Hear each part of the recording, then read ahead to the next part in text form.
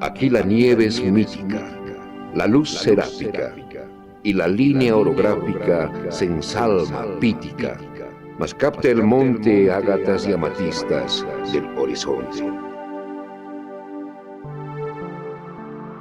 En la inconmensurable grandeza y soledad altiplánica, matizada por la excepcional belleza de la aridez del paisaje y aislado del ruido citadino, Franz Tamayo Solares pasaba largas horas escribiendo y recogiendo los frutos que las generosas musas sembraban en su espíritu.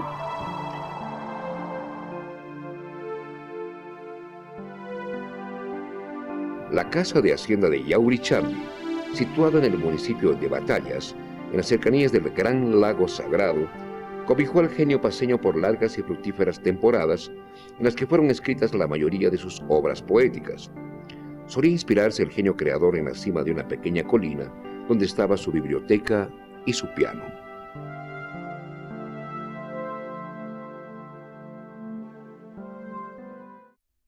La figura de Franz Tamayo es una de las más sobresalientes de la historia boliviana, no solo por su multifacética actuación en la vida nacional, sino por su inigualable formación autodidacta, su gran capacidad creativa y la vigorosa defensa de su pensamiento. Por ello, no es una exageración afirmar que es una de las más elevadas cumbres de la cultura boliviana, o definitivamente la cima más fecunda y altiva de las letras nacionales. Como escritor, ya refiriéndome al prosista, Franz Tamayo también se destaca nítidamente. Tiene un estilo sobrio, clásico, medular, conciso y brillante. El idioma le sirve a él como desea que lo haga. Ya podemos ver eso en sus panfletos, en sus libelos, altamente combativos, y también dentro del ejercicio de la crítica literaria, como se puede apreciar en su obra Horacio y el arte lírico. Don Franz Tamayo Solares nació en la ciudad de La Paz el 28 de febrero de 1879, hijo de don Isaac Tamayo, un destacado patricio paceño, y de doña Felicidad Solares. Orgulloso de su origen indio, decía al defender su linaje: me recojo un instante, pies para siempre helados de mi madre en la tumba. Desde aquí os estoy besando y de rodillas. Por la línea materna en mi raza y en mi sangre no hay birlochaje. Todas las virtudes de la antigua mujer americana, aureoladas por la luz del cristianismo, resplandecen sobre la india soberbia que era mi madre. Nada de birlochaje anfibio y dudoso. En mi madre, por ningún lado aparece el mestizo, el híbrido. Regia flor escarlata del Ande innata, su tinte en que el sol brinca consagra al Inca. Toda doncella de fiera sangre india renace en ella.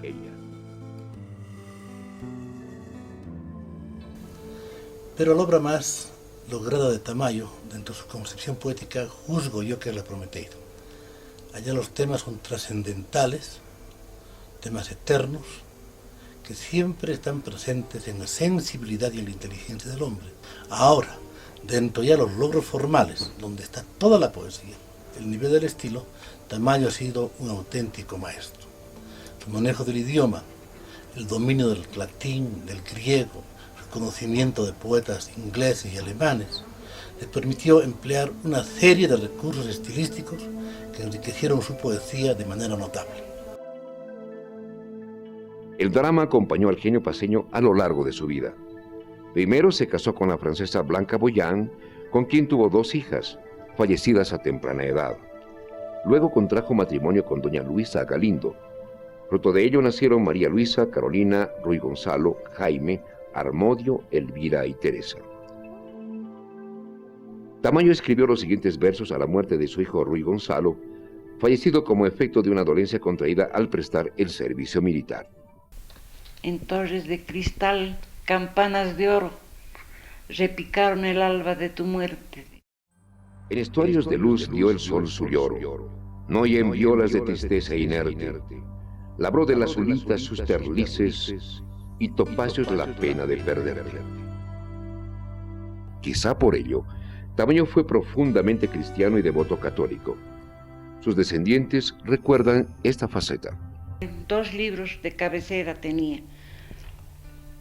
Uno eran los Upanishads y otro era la Biblia. Y todas las noches leía la Biblia. Y tenía también ahí sus apuntes, estudioso de la Biblia. Y a veces derramaba lágrimas por Jesucristo. Era un hombre muy cristiano. Tal vez uno de sus artículos periodísticos más notables sea por lo mismo El hombre símbolo, consagrado a Jesús como tal. Decía en él Tamayo: ¿qué cosa es Jesús? Seguramente Jesús es una realidad histórica incuestionable, pero ante todo y sobre todo es una realidad ideal. Es en este sentido que aquel hombre inmortal significa la más asombrosa condensación de fuerzas históricas y humanas. Ese espíritu profundamente cristiano le hizo verter un discurso en 1953 ante lo que él consideraba una posible tercera guerra mundial. Es por ello que resulta un verdadero privilegio escuchar la voz de Franz Tamayo en esa ocasión. Hace 10 años en el Congreso de mi país dije lo siguiente: quien gana la Segunda Guerra no son los cañones angloamericanos, sino el espíritu cristiano con que están fundidos. Mutatis mutandis, las cosas se reponen hoy día. No creo en la posibilidad de la guerra por 2 razones muy serias. Los comunistas jamás harán la guerra directamente y son testigos. Y no la harán porque sencillamente saben que la perderán. El Occidente tampoco hará la guerra, aunque sabe que la ganará ciertamente, pero no la hará porque es cristiana. No creo que Tamayo haya estado reñido con un ateísmo humanista, ¿no? Pero él era católico. Como sociólogo, fue un vigoroso defensor de los valores autóctonos, realzando la figura del indio. Orgulloso de su ascendencia indígena, dejó clara su filiación familiar en su inmortal Para Siempre, y plasmó en la creación de la pedagogía nacional su teoría según la cual el medio, la raza y la historia imprimieron hondamente su huella en los rasgos del alma y del carácter nacional. En la parte sociológica, en la que quiero poner un pequeño detalle, Tamayo se presenta, por una parte, como parte de la trilogía de la interpretación racista de la realidad boliviana. Pero el racismo de Tamayo no es lo mismo que el racismo de Moreno, porque mientras Moreno denigra al indio, Tamayo lo exalta. Pensador sociológico y filosófico fue Franz Tamayo, para quien la energía era fundamental. La energía es el haz de donde sale todo el pensamiento de Tamayo, ¿no? Y la energía está repetido a lo largo de toda su obra. Escribe de la energía, por ejemplo, en epigramas griegos, ¿no? Cuando habla del campesino. Escribe sobre la energía en creación de la pedagogía nacional. Escribe sobre la energía en la Prometeida y en diversas obras que él tiene. Tamayo fue un vigoroso periodista que salió a la palestra como redactor, fundador de El Tiempo, director y editorialista de El Diario, fundador de El Fígaro y El Hombre Libre y colaborador de La República, La Razón y Última Hora. Su labor periodística no pasó inadvertida. Mereció el reconocimiento de sus contemporáneos, quienes lo nombraron maestro de los periodistas bolivianos. Sus enseñanzas en este terreno las plasmó en un sentido mensaje a los periodistas, enviados a ellos pocos días antes de su muerte. Escuchemos sus palabras. Una palabra para los colegas periodistas. Deseo que el periodista auténtico jamás olvide el propio respeto, del que necesariamente se desprende el respeto para con los demás.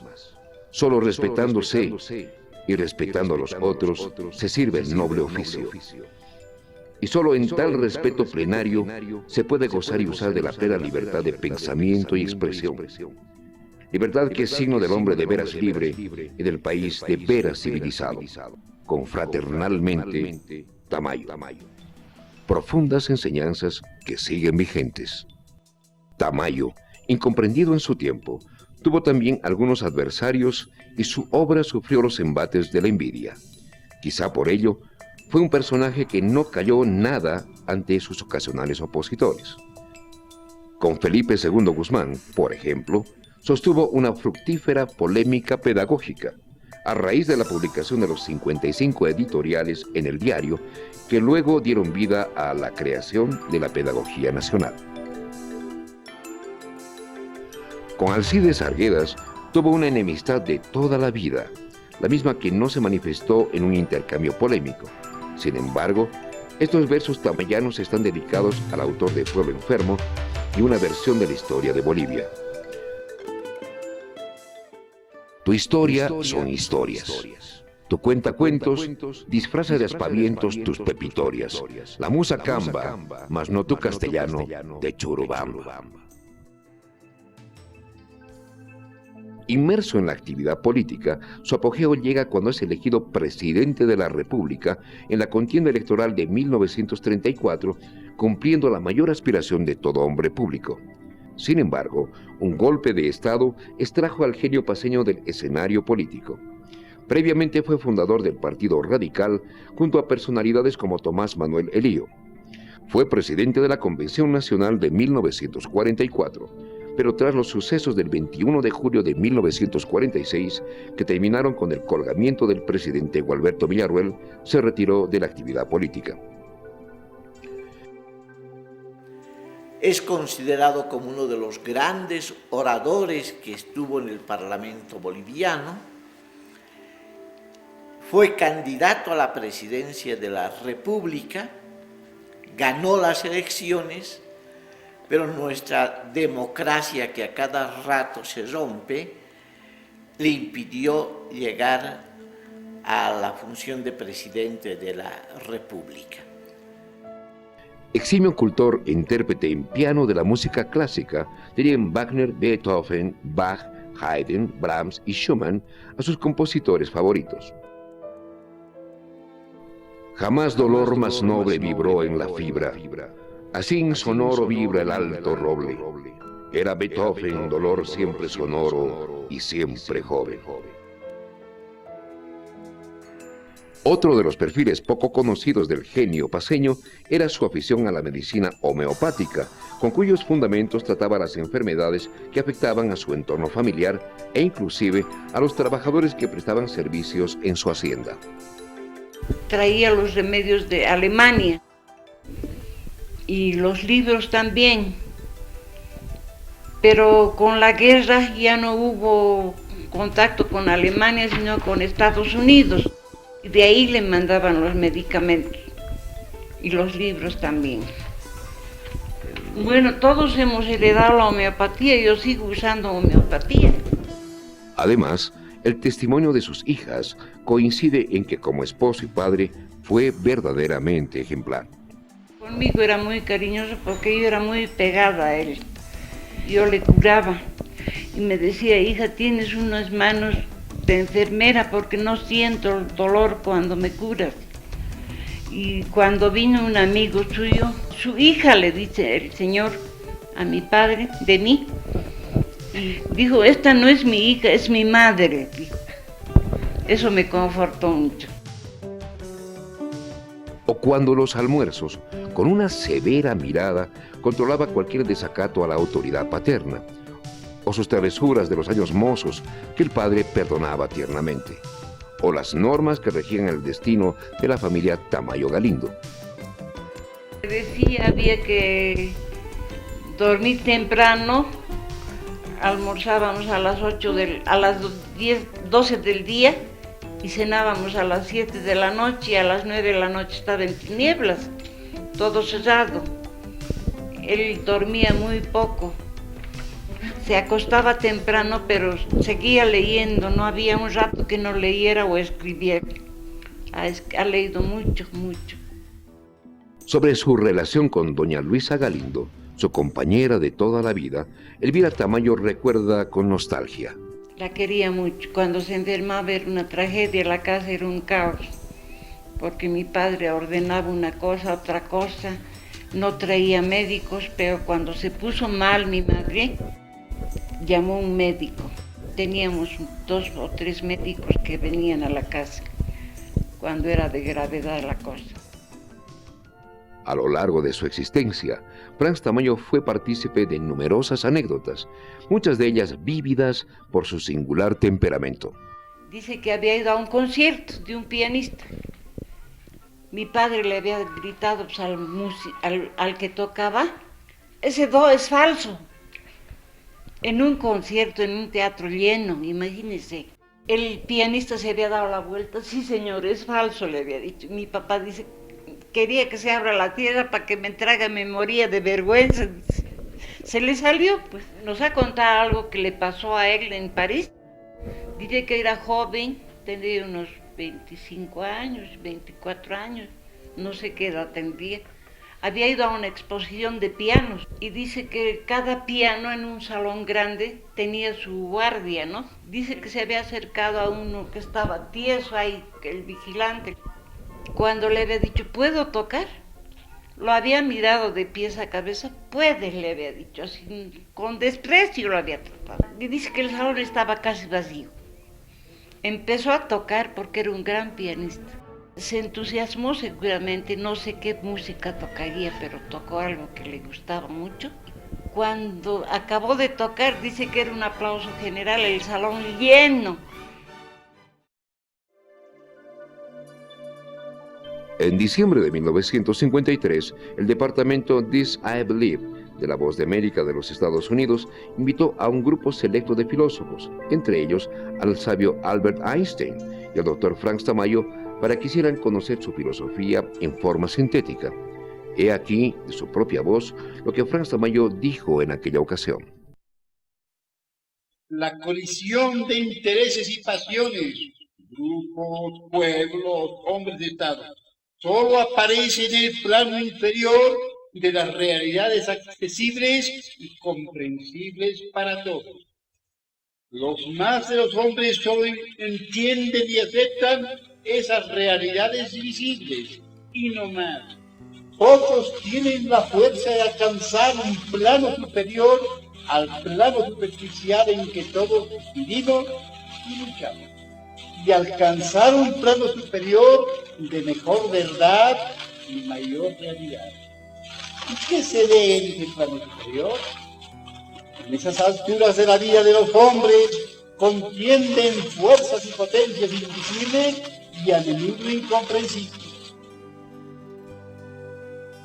Así es como Franz Tamayo descansa cerca de su propia tierra y cerca de su pueblo, latiendo con su legado, como si aún caminara por las calles de nuestro propio espíritu. Este es Franz Tamayo, y su gloria es nuestra propia gloria.